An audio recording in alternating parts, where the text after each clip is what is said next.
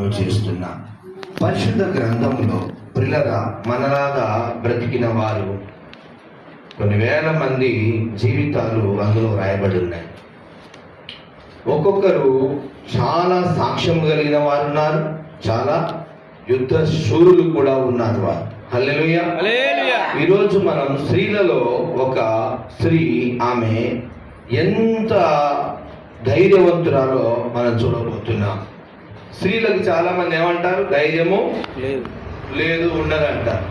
కానీ స్త్రీలు ఆ కాలంలో యుద్ధాలు చేసిన వారు కూడా ఉన్నారు. హల్లెలూయా. యుద్ధం చేస్తారు స్త్రీలు. దేని కొరకంటే మీకు ఒక మాట చెప్పాలి. మనం ఏదైనా గొడవ వచ్చినప్పుడు స్త్రీలు ఎక్కువ ఎందుకు మాట్లాడతారంటే, ఏదో ఆమె మాట్లాడకపోతే ఆమె నోరు మూసుకుని ఉంటే ఏదో ఒక ప్రమాదము జరుగుతుందని, అమ్మో నేను ఇప్పుడు నోరు మూసుకొని ఉంటే తర్వాత కష్టమైందని చెప్పేసి ఏం చేస్తారు, స్త్రీలు గట్టిగా ఖండించి మాట్లాడి సాధిస్తారు. దేవుని స్తోత్రం కలుగుతారు. న్యాయాధిపతుల గ్రంథం 4వ అధ్యాయము 1, 2, 3 వచనాలు దయచేసి చదువుకుందాం. న్యాయాధిపతులు 4వ అధ్యాయము 1, 2, 3 వచనాలు. బైబిల్ ఉన్నవారు చక్కగా తీసి చదివేటప్పుడు అటు చూడండి, బైబిల్ దిక్కు, తర్వాత వాక్యం చెప్పేటప్పుడు దేవుని సేవకుని వైపు చూడండి. దేవుని కృప మీకు తోడై ఉండును గాక. చూద్దాం. న్యాయాధిపతులు 4వ అధ్యాయము 1, 2, 3 వచనాలు. ఏహూదు మరణమైన తరువాత ఇశ్రాయేలీయులు ఇంకనూ యెహోవా దృష్టికి దోషులైరి గనుక యెహోవా ఆసోరులో ఏలు కనాను రాజైన యాబీను చేతికి వారిని అప్పగించెను. అతని సేనాధిపతి అన్యుల హరోషేతులో నివసించిన సీసెరా అతనికి 900 ఇనుపగా ఇశ్రాయేలీయులు యెహోవా కన్నుల ఎదుట కీడు చేసి ఐగుప్తు దేశంలో నుండి వారిని రప్పించిన తమ పితరుల దేవుడైన యెహోవాను విసర్జించి బయలు దేవతలను పూజించి తమ చుట్టూ నుండి జనుల దేవతలలో ఇతర దేవతలను అనుసరించి వాటికి నమస్కరించి యెహోవాకు కోపము పుట్టించిరి. హల్లెలూయా. దేవుడు ఎక్కడి నుంచి తీసుకొచ్చాడు ఇజ్రాయెల్ ప్రజలని మీకు తెలుసు కదా. ఫస్ట్ ఎక్కడ బానిసలుగా ఉన్నారు వాళ్ళు, ఐగుప్తు దేశం. అంటే కఠిన బాధలలో ఉన్నారు. అది అర్థం కావాలంటే మనం కూడా లోకంలో ఉన్నప్పుడు ఏ దాసత్వంలో ఉన్నాము, ఐగుప్తు దేశపు దాసత్వము ఇజ్రాయెల్ ప్రజలు ఉన్నట్టుగా మనం కూడా ఎక్కడున్నాము, ఐగుప్తు దేశపు దాసులు. ఐగుప్తు దేశంలో ఇజ్రాయెల్ ప్రజలు దాసులుగా ఉన్నట్టు మనం కూడా మన పితరులు చేసిన ఆచారాలు, అక్రమాలు, వాటి ఎఫెక్ట్ మన మీద ఎంతగానో ఉన్నది. నిజమా కాదా చెప్పండి, నిజమా కాదా? ఎంతగానో ఉన్నప్పుడు దేవుడే తన చేయి చాచి మనలను బయటికి తీసుకొని వచ్చినాడు. దేవుని స్తోత్రం కదా.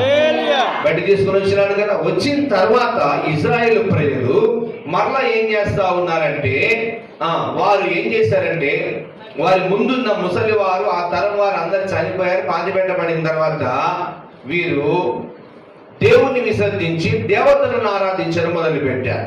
ఏం చేశారు? దేవుణ్ణి విసర్జించి దేవతలను ఆరాధించడము, పూజించడం. పూజ అంటే ఎలాంటి తెలుసా? ఒక మనిషి మీద అభిమానం కలిగి ఉన్న పూజ చేసిన వాడు అయిపోతాం. హల్లెలూయా. అందుకే నేను ఏ సేవకుడిని పూజ చేయను, ఏ సేవకుడిని పూజ చేయరు, దేవుణ్ణి ఆరాధిస్తాను. దేవుని స్తోత్రం కనుక. పూజించడం అంటే దాని అర్థం ఏంటిదంటే అభిమానించడం. ఇప్పుడు సినిమా హీరోలకి కొంతమంది పిల్లలు ఫ్యాన్స్ ఉంటారు. ఈ ఫ్యాన్స్ ఏం చేస్తారు? అభిమానం అనుకుంటాం. ఈ అభిమానం దేని దారి చేస్తుందో పూజించడంతో సమానం.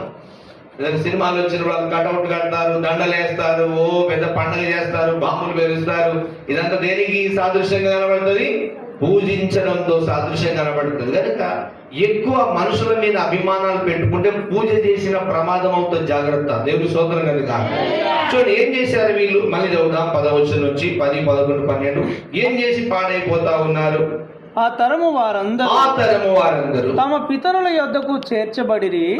వారి తరువాత యెహోవానైనను ఆయన ఇశ్రాయేలీయుల కొరకు చేసిన కార్యములనైనను ఎరుగని తరమొకటి పుట్టగా ఇశ్రాయేలీయులు యెహోవా కన్నుల ఎదుట కీడు చేసి ఐగుప్తు దేశముల నుండి వారిని రప్పించిన తమ పితరుల దేవుడైన యెహోవాను విసర్జించి బయలు దేవతలను పూజించారు.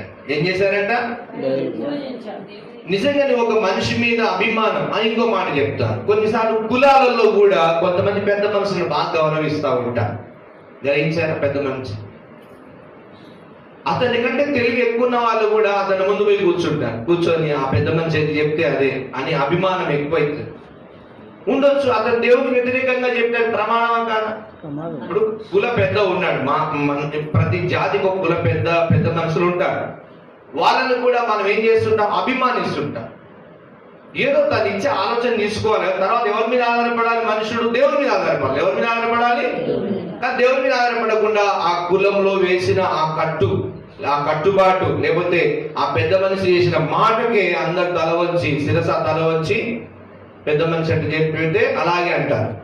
అది పెద్ద మనిషి చెప్పింది నిజమో అబద్ధమో అన్యాయమో న్యాయమో ఏది పట్టించుకోరు. పెద్ద మనిషి చెప్తే అది. కానీ ఒకప్పుడు నిజంగా చాలా దారుణమైన పనులు జరిగాయి మన పితరుల కాలంలో. ఒక పెద్ద మనిషి చెప్పిన మాట వేద వాక్కుగా వారు ఏం చేసేవారు?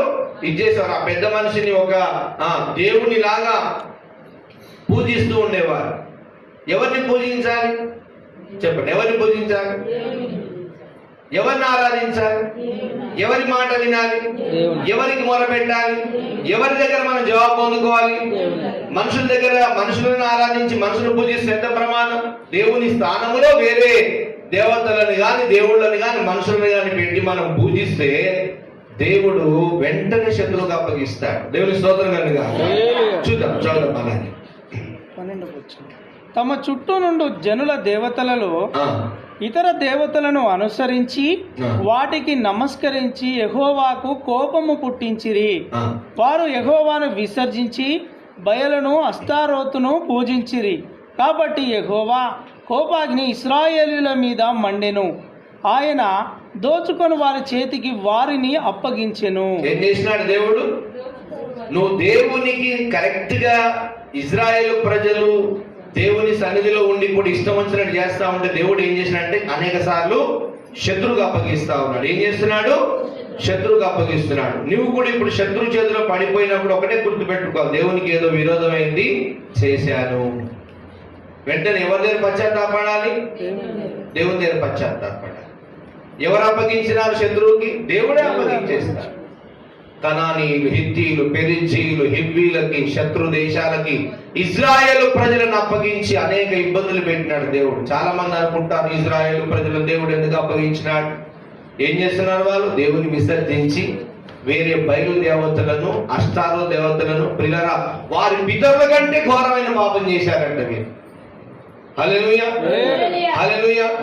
కొన్ని తరాలలో కొన్ని క్రమాలు పోవు, చాలా టైం పడుతుంది పాడే. అభిమానం పిచ్చి కొంతమంది అయితే ఒకటే పెద్ద మనుషులు ఎది చెప్తే పెద్ద మనుషులు ఇప్పుడు పంచాయతీ పెట్టినారు పిలుస్తారంటే వెళ్ళిపోతారు అంతే. అంటే ఏమంటారు దీన్ని? అభిమానం అంటే. ఏమంటారు దాన్ని? అభిమానం. ఈ అభిమానం దేనితో సమానం అని మనం చూస్తున్నాం? పూజించడంతో సమానం. దేవుని స్థానంలో వేరొక పద్ధతిని మనం ఆచరించినంత ప్రమాదం అయిపోతుంది. అది ఏదైనా కానీ, నీ కుల పెద్ద ఉండొచ్చు, నీ అన్న ఉండొచ్చు, నీ తమ్ముడు ఉండొచ్చు, ఎవరైనా ఉండొచ్చు. ఆ విషయంలో నీవు దేవుని స్థానములో ఆ వ్యక్తిని తీసుకొని అభిమానించాలంటే పూజించడంతో సమానమైపోతుంది. అలా చేశారు. ఎవరిని పూజించారంట? అష్టారోతు దేవతలను పూజించినప్పుడు దేవుడు ఇజ్రాయేలు ప్రజలను ఎవరికి అప్పగించాడు? శత్రువులకు అప్పగించాడు. హల్లెలూయా. ఎందుకు అప్పగింపబడుతున్నారు శత్రువు చేతికి ఇజ్రాయేల్ ప్రజలంటే? ఇలాంటివి అన్ని దేవుని మర్చిపోతున్నారు. 10వ వచనం మరి చదువుదా. వారు ఆ తరము వారు తమ పితరుల యొద్దకు చేర్చబడిరి. వారి తరువాత చేర్చబడి అంటే తెలుసా అమ్మా? చేర్చబడి అంటే చనిపోయి పాతి పెట్టబడ్డానికి చేర్చబడిని అంటారు. మనం మరణమైన తర్వాత మన ఆత్మ దేవుని సన్నిధిలో పరదేశంలో క్షేమంగా ఉండడానికి దాని కొరకు ఏర్పాట్లు ఉండాలి. ఈ మధ్యలో అన్ని ఇష్టానుసారంగా మనం చేసుకుంటూ మన హృదయాన్ని కలవరపరచుకుంటే మనలో ప్రశాంతత కోల్పోతాం. ఏం కోల్పోతాం? ఇప్పుడు అక్రమం చేసిన వాడు మనసు ప్రశాంతంగా ఉంటుందా? ఉండదు. పాపం చేసినాడు మనసు ప్రశాంతంగా ఉంటుందా? ఉండదు. తప్పు చేసినాడు మనసు ప్రశాంతంగా ఉంటుందా? గుమ్మడికాయ దొంగలు ఎవరంటే ఏం చేసినాడు? భుజాలు తరివేస్తాడంట. నేను కాదు అంటుంటాడు. వాడే అంటు దొంగతనం చేసి. ఎందుకనంటే ఫస్ట్ అడ్వాన్స్ నేను కాదని అనడానికి ఫస్ట్ ఉంటాడంట. ఉన్నప్పుడు ఏమవుతుంది?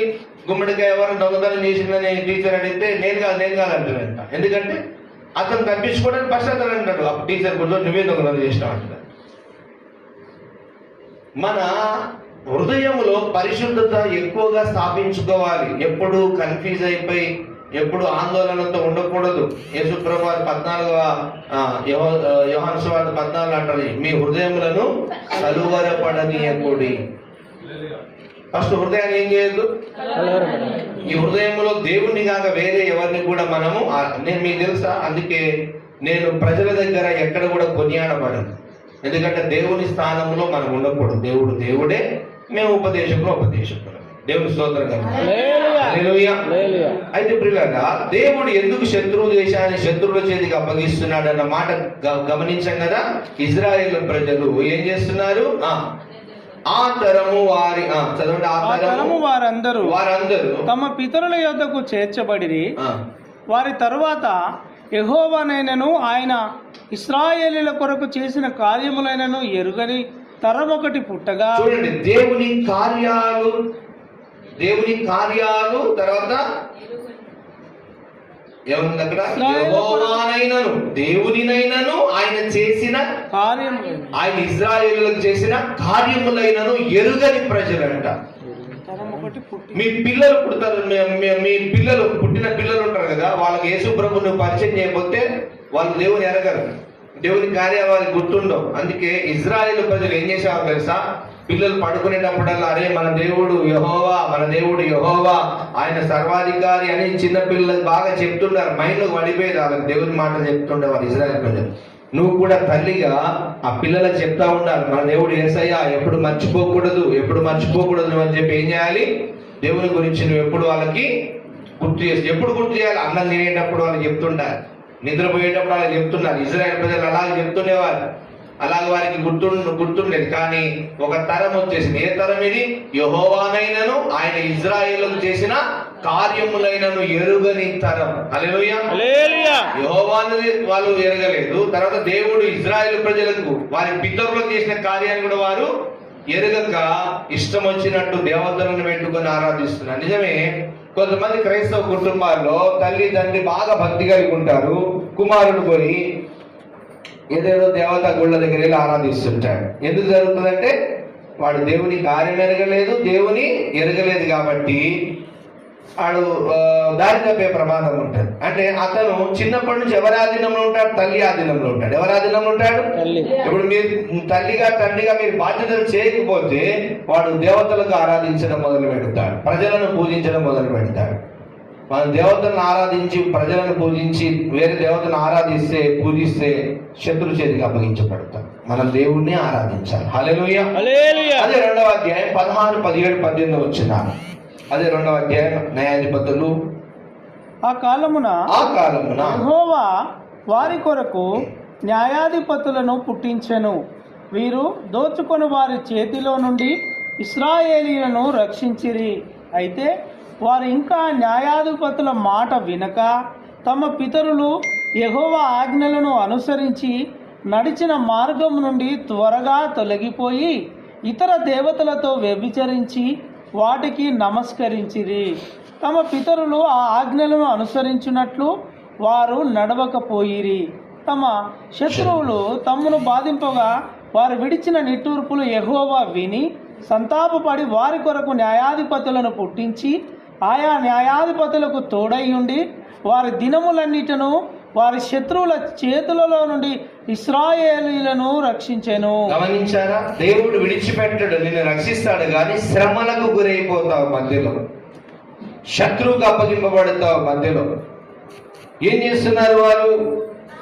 పిల్లలు గమనించాలి, వీరిని రక్షించడానికి దేవుడు ఏం చేశాడు? న్యాయాధిపతులను పుట్టించాడంట. మీరందరూ చక్కగా వినండి. ఇప్పుడు మీకు రక్షణ సువార్త ప్రకటించడానికి దేవుడు ఒక వ్యక్తిని ఎన్నుకుంటాడు. హల్లెలూయా. ఇశ్రాయేలు ప్రజల కాలంలో కూడా ఈ వ్యక్తి ఒక వ్యక్తిని, ఇప్పుడు చూడండి, మోషేని ఎందుకు పుట్టించాడు దేవుడు? మీరు చెప్పండి, మోషేని ఎందుకు పుట్టించాడు? ఇశ్రాయేలు ప్రజలను ఐగుప్తు దేశం నుంచి తీసుకున్నాడు. హల్లెలూయా. మరి ఆయా కాలంలో న్యాయాధిపతులను ఎందుకు పుట్టించాడు దేవుడు? చూడండి ఒకసారి 16వ వచనం మరొకసారి చదువుదాం. ఆ కాలమున ఆ కాలమున యెహోవా వారి కొరకు న్యాయాధిపతులను పుట్టించెను. గమనించండి, ఎవరి కొరకు? ప్రజల కొరకు. ఎవరి కొరకు? ప్రజల కొరకు ఒక సేవకుని పుట్టిస్తాడు ఆయన. ఆ సేవకుని పుట్టించి వారికి ఉపదేశము, హితోపదేశము, దేవుని ఆరాధించే క్రమాలు ఇవన్నీ ఏం చేస్తుంటాడు? దేవుడు నేర్పించి సరి చేస్తా ఉంటాడు. హల్లెలూయా. చూద్దాం 18వ వచనం. తమ శత్రువులు తమను బాధింపగా వారు విడిచిన నిట్టూర్పులు యెహోవా విని సంతాపపడి వారి కొరకు న్యాయాధిపతులను పుట్టించి ఆయా న్యాయాధిపతులకు తోడైయుండి వారి దినములన్నిటను వారి శత్రువుల చేతిలో నుండి ఇశ్రాయేలీయులను రక్షించెను. శత్రువుల చేతిలో నుండి, మీకు తెలుసా, శత్రువు మీ మీద దాడి చేయకుండా ఉండడానికి ఒక వ్యక్తిని దేవుడు ఏర్పాటు చేసుకొని, ఆ వ్యక్తికి ఇప్పుడు ఇంతమంది ఉన్నారు లోకంలో, ఎవరితో మాట్లాడనివ్వని దేవుడు మీతోనే ఎందుకు మాట్లాడిస్తుంటాడు? మీ క్షేమము కొరకు దేవుడు ఆలోచన చేస్తుంటాడు. హల్లెలూయా. మిమ్మల్ని రక్షించడానికి, శత్రువు చేతిలో మీరు పడకుండా కాపాడబడడానికి ఒక సంఘము, ఒక సహవాసము, ఒక క్రమాన్ని దేవుడు ఇస్తాడు. హల్లెలూయా. పిల్లరా, ఇంత మరి ఈ యొక్క దెబోరా గురించి మనం చూస్తా ఉన్నాం. ఇది 4వ అధ్యాయములో మనము 4వ వచనాన్ని ఒకసారి ధ్యానం చేద్దాం.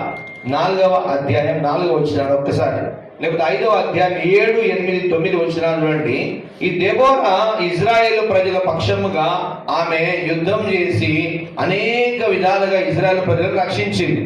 అయితే ఈ దెబోరా ఏం చేస్తుందంటే ఆమె ఒక కీర్తన పాడుతుంది. చూడండి 5వ అధ్యాయం 7, 8, 9 వచ్చిన ఆ కీర్తనలో ఆమె ఏం చెప్తుందో చూద్దాం. 5వ అధ్యాయం 7వ వచనం. ఇశ్రాయేలీయుల అధిపతులు లేకపోయిరి దెబోరా అను నేను రాకమునుపు ఇశ్రాయేలులో నేను తల్లిగా నుండక మునుపు వారు లేకపోయిరి ఇశ్రాయేలీయులు క్రొత్త దేవతలను కోరుకొనగా యుద్ధము ద్వారముల యొద్దకు వచ్చెను. ఇశ్రాయేలీయులలో 40,000 మందికి ఒక కేడమే గాని ఈటయే గాని కనబడలేదు. జనులలో ఇశ్రాయేలీయుల అధిపతులు సంతోషముగా సిద్ధపడిరి. వారి యందు నాకు ప్రేమ కలదు. స్తుతించుడి. ప్రియరా, దేవుని సన్నిధిలో ఆమె ఒక కీర్తన పాడుతుంది. మంచి కార్యం జరిగిన తర్వాత కీర్తన పాడుతుంది. చూసారా, అట్లా కీర్తన పాడుతుంది. నేను న్యాయాధిపతిగా పిలువబడ్డాను గాని ఇజ్రాయేలు ప్రజలకు తల్లిగా మారిపోయానని సంతోషిస్తుంది.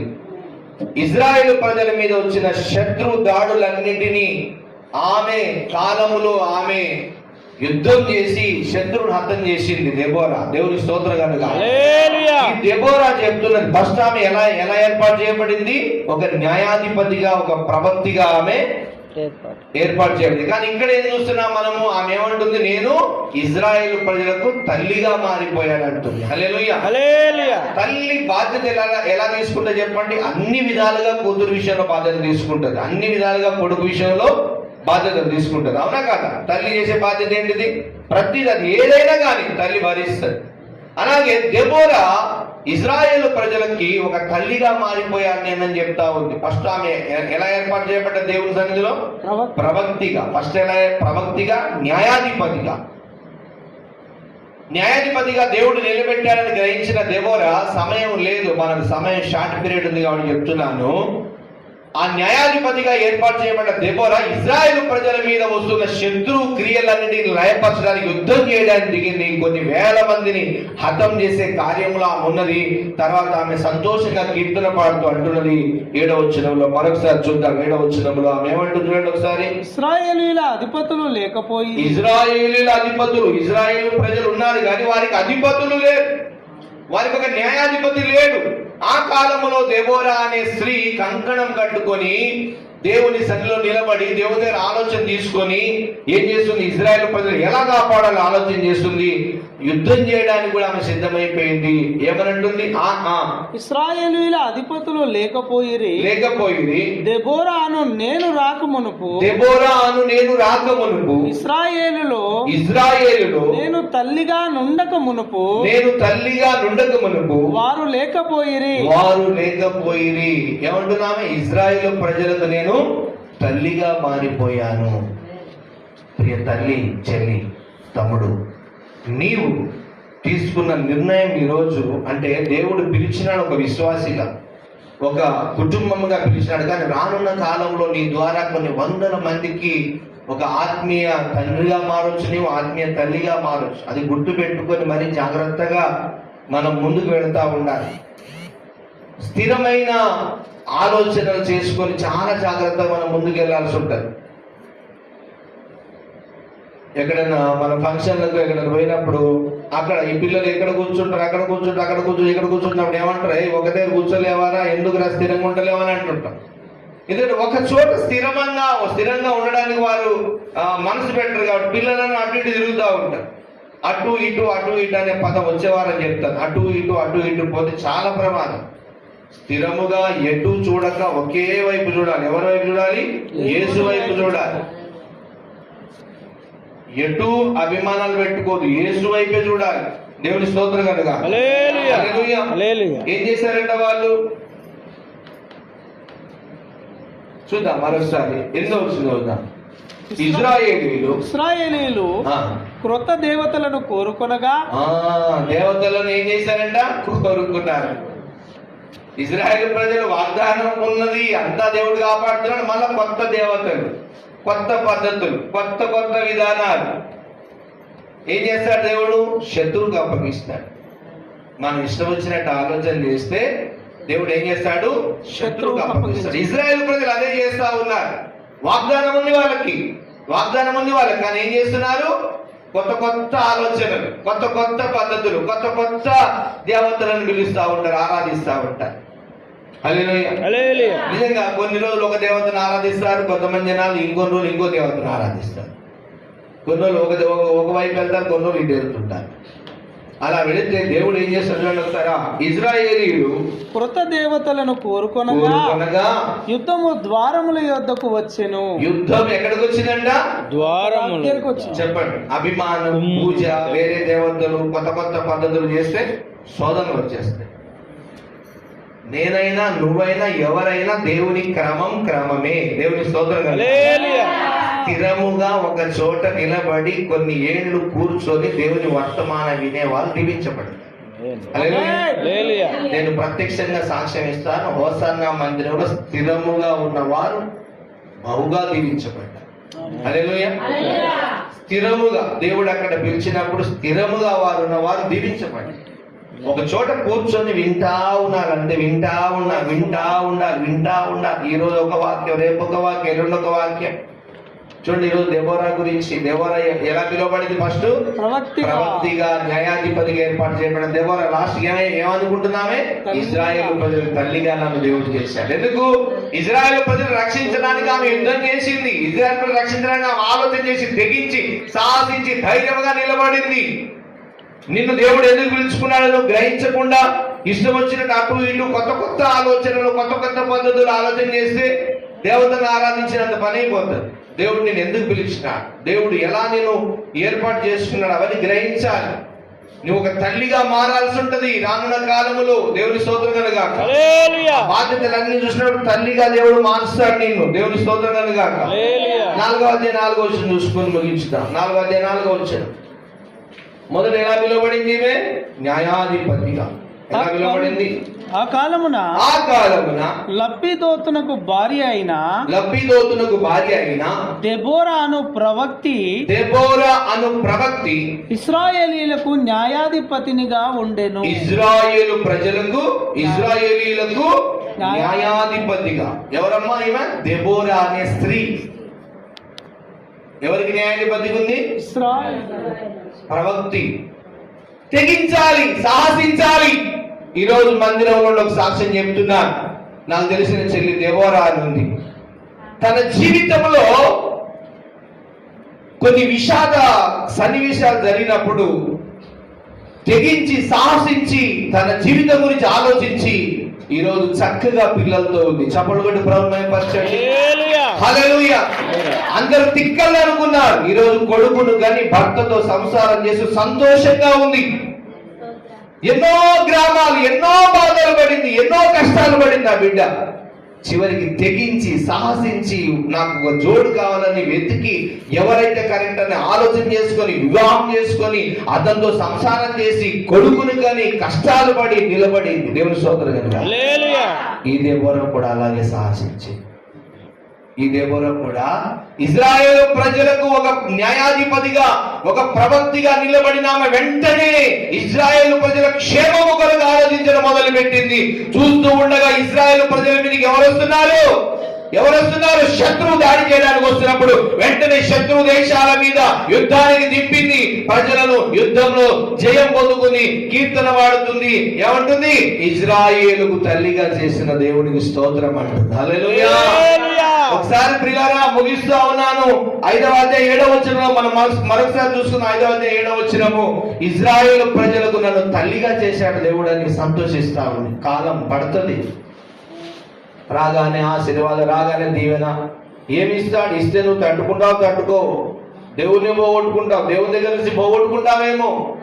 దేవుని దగ్గర వెళ్ళిపోతావు దూరంగా. 5వ అధ్యాయం 7వ వచనం చదవండి. దేవుని దగ్గర దూరంగా వెళ్ళిపోతావు. లక్షలు కావాలి, ఇస్తాడు. కాపాడుకోవడం కష్టంగానా? ఇశ్రాయేలీల అధిపతులు లేకపోయిరి. దెబోరాను నేను రాకమునుపు ఇశ్రాయేలులో నేను తల్లిగా నుండక మునుపు. ఏమంటున్నాను లాస్ట్ కి? నన్ను ఒక తల్లిగా చేశాడు ఇజ్రాయేలు ప్రజలకు అంటుంది. హల్లెలూయా. దెబోరా ఏమని అనుకుంటుంది ఇప్పుడు? ఇంతమందిని కాపాడడానికి దేవుడు నన్ను ఒక తల్లిగా ఏర్పాటు చేసుకున్నాడని స్తుతిస్తూ ఉన్నది. పిల్లలకి చాలా మంది స్త్రీలు తెగించి సాహసించి దేవుని కార్యములో ఒక స్త్రీ ఉంది. అబిగయీలు అనేటువంటి స్త్రీ, నాబాలు భార్య. నాబాలు మొరటువాడు. దావీదు ఒకసారి తన దాసులను పంపి, పని వారిని పంపి నాబాల్ దగ్గర సహాయం అడిగితే దావీదు ఎవడు నాకు తెలియదు అంటాడు నాబాల్. అన్నప్పుడు అబిగయీలు తెలుసుకొని దావీదుతో సమాధాన పడడానికి వెళ్ళి, అయ్యా రక్షించు, నా కుటుంబాన్ని నాశనం చేయకంటే దావీదు దేవుడు నిన్ను పంపినాడు, నాతో హత్య చేయకుండా ఆపేశాడు, చాలా సంతోషం అని అబిగయీలు కుటుంబాన్ని దావీదు రక్షిస్తాడు. దేవుని స్తోత్రం కనుక తెగించడమే. హన్నా ఇదిగో షిలోకు వెళ్ళాలని వెళ్తుంది, వెళ్ళి ప్రార్థన చేసింది, వచ్చింది. కానీ హన్నాకి ఇంకొక చెల్లి, నా పేరు పెరీనా. ఆమె ఇష్టం వచ్చినట్టు ఆలోచిస్తుంది. కానీ హన్నా చూడండి, ఒక ప్రవక్త కావాలి, ఆ ప్రవక్త నా గర్భానయ్యి అని చెప్పి అడిగింది. దేవుడు సమూయేలు ప్రవక్తని ఇచ్చినాడు. ఏదైతే తీర్మానం చేసుకుందో ఆ తీర్మానాన్ని బట్టి సమూయేలు ప్రవక్తని మందిరంలో పెట్టి వచ్చేసింది. చూడండి, ఇంతమంది స్త్రీలు ఉన్నారు. వేల మంది స్త్రీలని ప్రాంతంలో అభిషేకించబోతున్నాడు దేవుడు. దేవుని స్తోత్రం. హల్లెలూయా. పరిశుద్ధమైన అభిషేకం ఇవ్వబోతున్నాడు ఆయన. హల్లెలూయా. హల్లెలూయా. అనేక మంది స్త్రీలు ఉన్నారు. మరి మరియా ఎవరస్తున్నారు? తెగించలేదా? లోకమంతా ఏమనుకుంటుందో? ఏది తాగినా కడుపు తాగదంట. నిజమా కాదా? ఏది తాగినా కడుపు తాగదు. 5వ నెల, 6వ నెల, 7వ నెల గర్భం వస్తుంది. అయ్యో ఏమైంది అమ్మాయికి? ఇంకా పెళ్లి కాలేదు ఈ అమ్మాయి, ఇలా తొందరపడితే ఎంతమంది అన్నారు? ఏది పట్టించుకోలేదు. దేవుడు మాట్లాడుతున్నాడు. చపలు కొట్టి ప్రభుత్వం.